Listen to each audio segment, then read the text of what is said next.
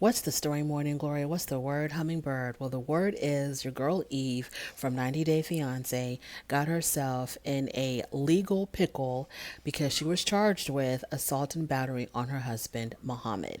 So, 48-year-old Eve was charged with assaulting and battering 25-year-old Muhammad. Evidently, they got into some type of an altercation, a fight, or whatever, and he called the police on her. And her representative said that she was not arrested, but she was definitely charged, but not arrested. So who knows? Who knows what really happened?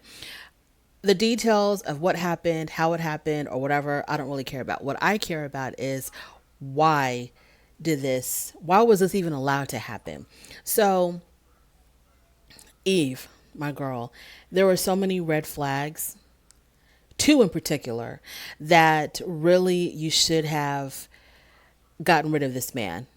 Like, just found a way. I don't know, because I know that once you marry someone from another country and they're on a 90-day they're on a fiance visa, and you have so many days to get married and do the paperwork, that you are like financially responsible for them for a certain amount of time, and you just can't, like, let them go, because if they end up getting in trouble or whatever, it's on you or something. I don't really know the details of that, but I'm just trying to understand, when she discovered the text messages on his phone, why didn't she kick him out then? Now she herself is arrested, or she's got criminal charges pending against her. So let's even go back a little bit further. The whole sponsorship thing, when Muhammad had said he was going to find a different sponsor, that to me was red flag number one. That was the biggest red flag of all. And it wasn't when he said it to her, she should have cut him loose at that point. For me, it had more effect when he said it to his friend.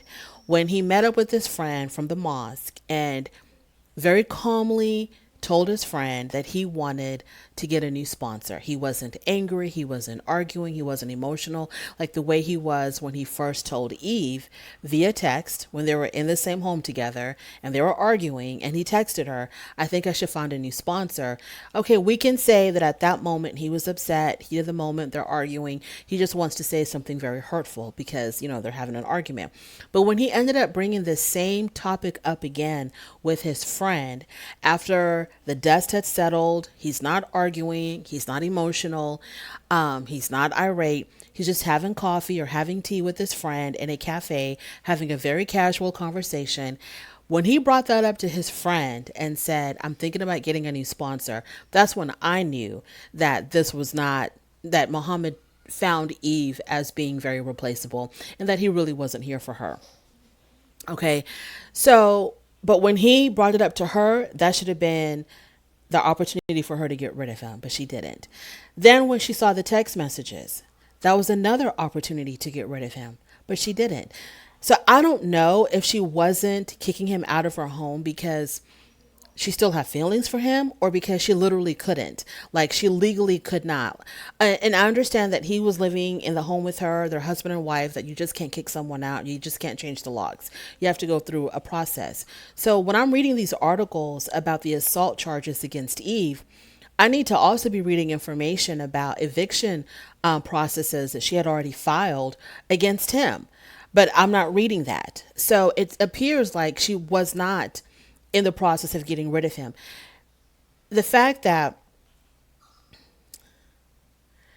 I'm just like flabbergasted. The fact that he was saying the things that he was saying in those text messages about her, after she had spent, I don't know how much money on him for him to come to the United States, for, her just basically taking care of him once he arrived. And then how she went to bat for him against her friends, against probably her own better judgment. Her friends were all against it. I didn't agree with her friends because I don't want to jump on the whole bandwagon. Like, as soon as the foreigner arrives in the United States, automatically we need to think, oh, they're just here for a green card. I don't want to do that. I want to give everybody the benefit of the doubt that they're with each other for the right reasons. And so immediately I wasn't like, oh, Muhammad's here for a green card. I didn't think that at all. So when her friends were bringing that up and they were questioning his motive motives. I did not like it. I was Team Mohammed.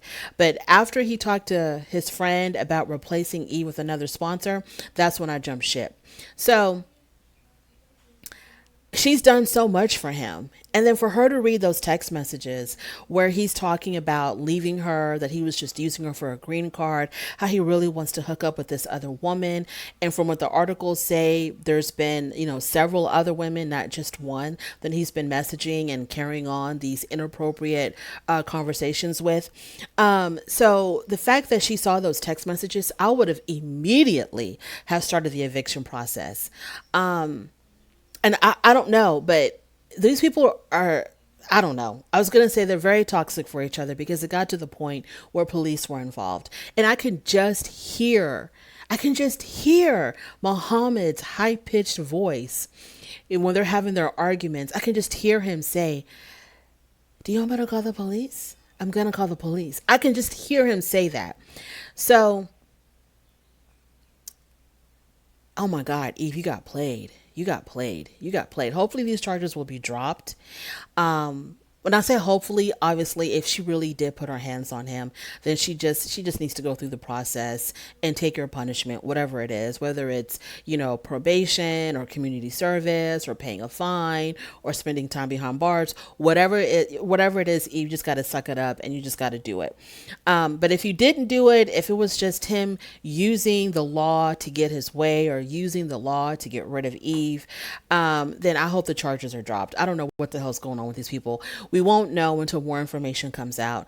But for right now, and then the fact is like Eve's all over her social media, with these anti-infidelity messages and trying to unite women who've been cheated on. I'm like, girl, no, ma'am.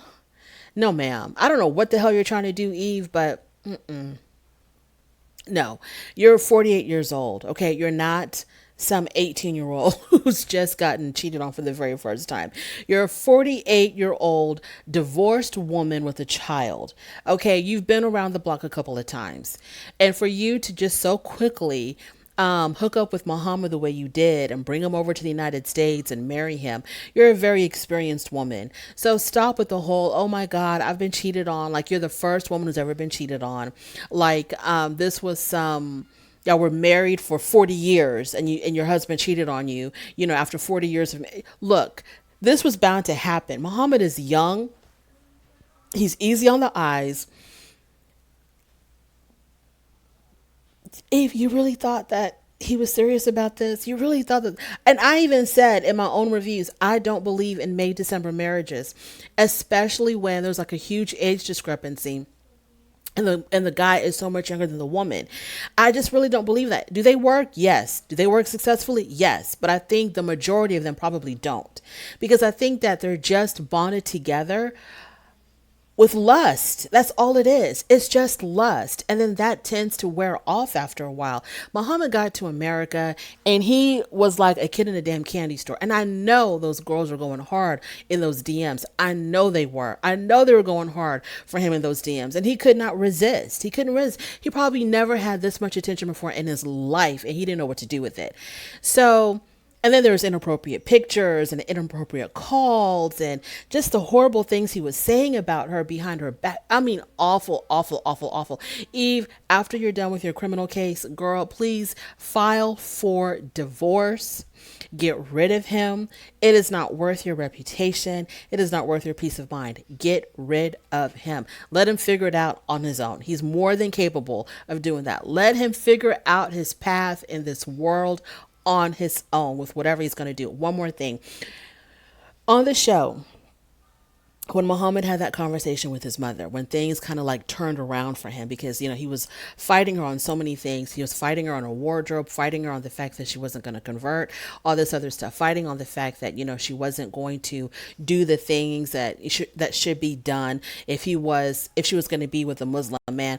So when he talked to his mother and his mother told him, just let her be, accept her for who she is. You were in a different land under a different culture and just go with the flow. When his mom said that, I was kind of like, man, I think it's a setup because of the fact that it was just too easy for her just to be like, just don't worry about it. Just let her dress however she wants to dress. Let her do whatever the hell she wants. It was just the way I know how mothers are with their sons, especially if they don't really approve of the girlfriend or the wife. I felt like this was just too easy. She was rolling over too quickly. And so I kind of felt like in the back of my head, she just wants her son to get along, just go along, just go with the flow so you can get your green card. Like the mother was letting him know, hey, you're there for a purpose. You're not there for Eve. You're not there for no damn marriage. You're there for your green card and your citizenship. So just let her do whatever the hell she wants to do so you can get your citizenship. That's how I felt like that was like where the perspective where the mother was coming from. She was coming from, you know what the goal is, you know what your purpose is. Don't lose sight. Do not lose focus of the end goal, which is your green card. So let her walk around in bikinis and G-strings and half naked, and let her go drink and party all night long and do whatever the hell she wants to do because you're there for her purpose. That's what I felt like. But I really wasn't sure, so I really didn't say much on that. But I felt like the mother had rolled over way too easily, and he's just like, okay, I get it, I understand. Like he found like something clicked in him. Oh yeah, you're right. I'm here to get my green card, and he never bothered her anymore after that. Lord have mercy.